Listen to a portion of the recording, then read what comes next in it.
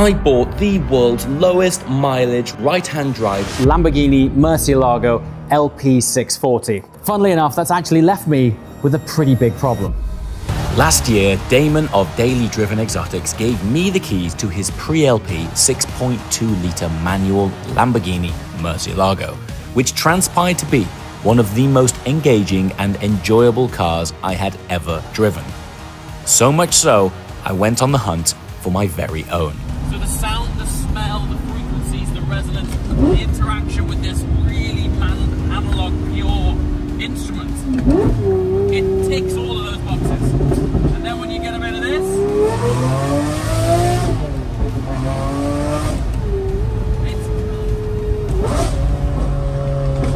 it's everything. It is everything if you're a driver. So, after many months of trying to hunt down the right Lamborghini Murcielago, we landed on this car. And while a delivery mileage, box fresh LP640 is on one hand an incredible buy, on the other hand, it's an incredible problem. And when I say delivery mileage, in the last 18 years since it was registered in 2007, this Murcielago has covered 228 miles. That isn't a full tank of fuel completed in this car.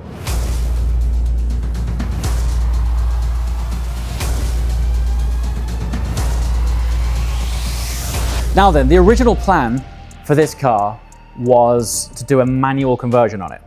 The reason for that is it transpires that trying to find a right-hand drive factory original manual car, they're like unicorns. And if you do find one, the cost of them is ludicrous. So I thought, why don't I try and find an e-gear car like such, and then take that on a manual conversion journey. And after all, a lot of the reason behind purchasing cars like this is for the channel and for the enjoyment of your eyeballs. And it would be so much more fun to take it on this interesting manual conversion journey. Now, as it happens, I've got all of the processes and steps lined up to make that happen later on this year. However, something unexpected, and now as I'm saying it out loud to you guys down this lens, it might seem really obvious. But since announcing this car on the channel and sharing that it is a delivery mileage right-hand drive LP640, the Lamborghini community, collectors and purists, have reached out to me in the DMs in bucket loads.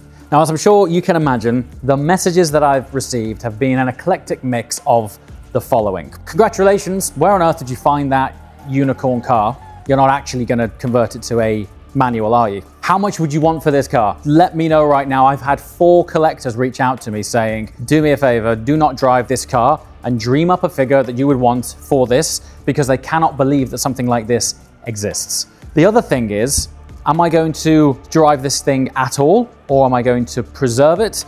And then other just general fans of the brand are saying that I'd be totally mad to do what I have planned with that. So people who are just Lamborghini fans have gone, you're never going to be able to find another right-hand drive LP640 in this condition and this mileage. So what is your plan? Surely you're not going to send it, rip out the transmission and put several thousand miles on it over the course of the next few months. Well, the original intention was exactly that. The original intention was to find a Murcielago that would have worked for a manual conversion.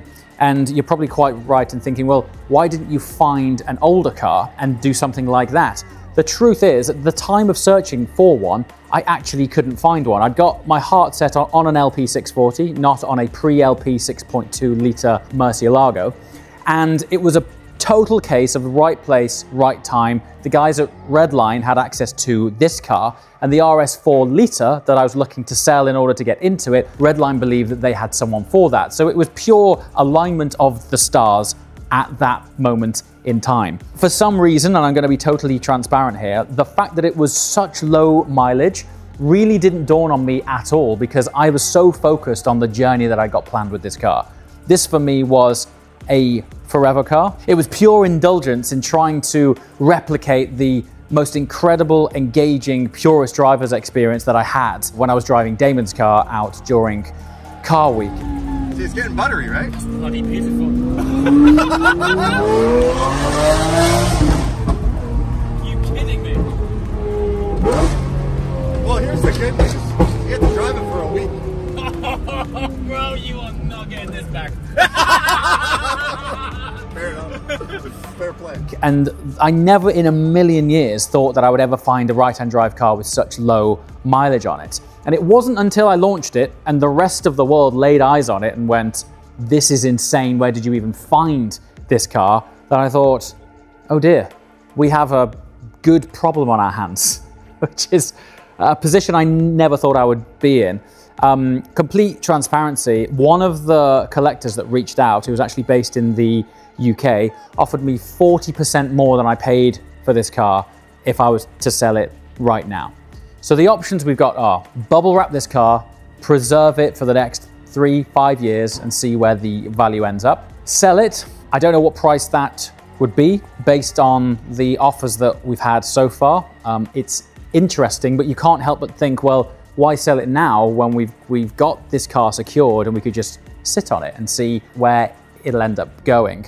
The other thing as well is that I'm in I guess a unique place that also cars add value to the channel, and we earn from having assets like this. So it's not even just a good investment in itself, it's also something there that we can activate content with. However, not so much if I'm going to park it. There's only so many updates you can do with a static car. The other option I've got is keep this car and use it as was originally intended.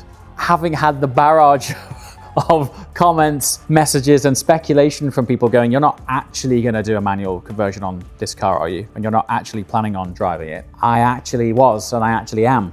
But right now, I genuinely, as I sit here right now, it is as fresh as it's ever been. As far as problems go, this is an ultimate first world problem, and it's not lost on me that it's a peculiar position to be in. But as the launch video of this car would suggest, my conviction in the journey of this was such that I already have the manual conversion booked. But since then, I never expected the reception and interest in it, and I don't know what I should do. So maybe I should put up like a vote or a poll in the comments, and we'll put up options on there, and maybe you guys can go and vote and see what we should do with that. Just to set some context as to how fresh this thing is, there's some documentation in the front of this car which is literally preserved in time. Speaking of preservation, we brought the car to AR Exclusive to ensure it's preserved in the best possible condition. The team performed a next level paint correction and detail to perfect the finish. This setup was crucial because once the PPF, paint protection film, is applied, it permanently preserves whatever lies beneath it, and there's no point protecting anything less than perfection. So, upon receiving the car and all of the documents that were in the frunk, when I say this thing has been documented and preserved, every time this thing has gone in for anything at all, if it's turned a wheel, this thing is logged. So this file, I've had to take a load of papers out because it's got the address of the previous owner. But service schedules carried out. I mean, there's really interesting things where at some point, documents like this, I guess, would have been left with the car about front suspension lift systems, tire pressure increased during storage. The fact that the tire pressures were documented when it was in storage is ridiculous. Last battery charge, this was obviously an update for someone back in 2011. So the original bill of sale was through Lamborghini Manchester. So back in 2007, it was 206,000 sterling. They've actually done well. I mean, most of these have either held 90% of their value, depending on the mileage. And when I say most of these which I've seen on the market lately, this one went up in value. And based on the offer that I recently had, it's gone up in value, which is kind of why I'm in this sticky, weird predicament of what I should do with the car. But when you see things like this, I mean, this is something that I haven't shared. So from a collector's point of view, not only is it a delivery mileage car, but the documentation tells every step of this car's life and story. I mean, even small updates here. We have a cash sale invoice of £62 here, right? For brake fluid. What's this here? Scheduled maintenance plan, gearbox inspection, shift control support. I mean, it just goes on and on and on. Deposit for the car back in the day. I mean, some of this stuff was sent by fax. Look, fax. Isn't that crazy? There's service stages at 56 miles, 99 miles, and 160 miles. Taxes. There's an actual tax disc, actually. Check out this. So while its actual life and service plan and everything that happened to it is there, the really interesting stuff is the preserved in time accessories, manuals, components that came with the car back in the day. So this, I think, based on its size, is likely to be a Lamborghini seat cover. You can just see it around the edge here. It's got the elastic band. Obviously, it's not large enough to be a car cover. I think that's in there, but it's still vacuum sealed in the original pack. I mean, it's crazy. Check out this. This is the Lamborghini magazine, issue number 2 from 2006. I mean, it's a portal into a different time. I remember that launch campaign. I remember the LP640 being launched alongside a fighter jet. And to see the original publication that went in, I mean, look at this. It's crazy. So cool. In fact, back in here, just quickly, there is a letter to the original owner by Stefan Winkelmann, who was the president of Lamborghini at that time, introducing the magazine, introducing what it's all about. Dear friend, certainly the professional critics liked the magazine. The first issue this year has already won the Grand Award for magazines at this year's International Mercury Awards, etc., etc. Stefan Winkelmann. Crazy, crazy stuff. So anyway, what's in here? This one feels heavy. I mean, this is madness. Look at this. Wow. Wow, look at that. Lamborghini gloves. I think that is, they are actually open. Look, from factory, it's not sealed. It doesn't have a crimp on the top. That is a leather Lamborghini service glove. I mean, that's proper, beautiful leather. They just don't do this sort of thing anymore. Look at that, how gorgeous is that? Look. So cool. I mean, this stuff alone, if you were to put this on in an auction, right? Incredible. This is funny. So this is the original pin card for the radio head unit inside the car. And there's 3 original spare keys with it. 3 of them. And then this will give you an idea of how old this car is, because this, sir, is your head unit control. Look at that. This gives you an indicator as to how they expected you to fix it in the car. 3M sticky back. So the idea was, and I've seen this in cars, that you would put this on and stick it on your dashboard so that you could control the head unit. Different days. Scott and Irfan dedicated over 4 days solely to correcting just the paintwork. One fascinating discovery during the process was just how pronounced the texture of the carbon fiber weave was on the bodywork. More evident even than a Ferrari F40, which is an incredibly unique feature of this Murcielago. And this is interesting because we've got 3 bags here. So you'd be forgiven for thinking that might be the car cover. What is this? We also have that as well. We've got this really cool Lamborghini bag here. That's gotta be it. Yeah, that's a cover. Lamborghini original car cover. That's this sheet here. So what is this? So all of this really is just to kind of demonstrate, when I say this is delivery, I don't know why we have 2 covers, but that's so cool. Wow. Yeah, this is just to kind of demonstrate that while it's a low, very low delivery mileage car, it's not just that, it's all of the extras that come with it are original. Oh wow, check that out. So this must be, there you are, look. Tax disc. That's how old it is. All right, so check this out. This will be the sat-nav CD. Look at that, it's like matte black on black with subtle flat black writing. Even that sleeve with the little embossed Lamborghini logo on it. So trick. Look at this. No bombs. No rockets. No lasers. No bullets. No radar. No night vision. No flamethrower. No trigger. But be assured it's a fighter. Miles per gallon, extra urban, 15 miles per gallon. Yes, so this was launched alongside that fighter jet on the aircraft carrier. I remember it. But trying to find those original photographs, even online, seemingly in high res, seems quite hard. Even on Lamborghini's own media page, they don't have many original high res photos of this car launch.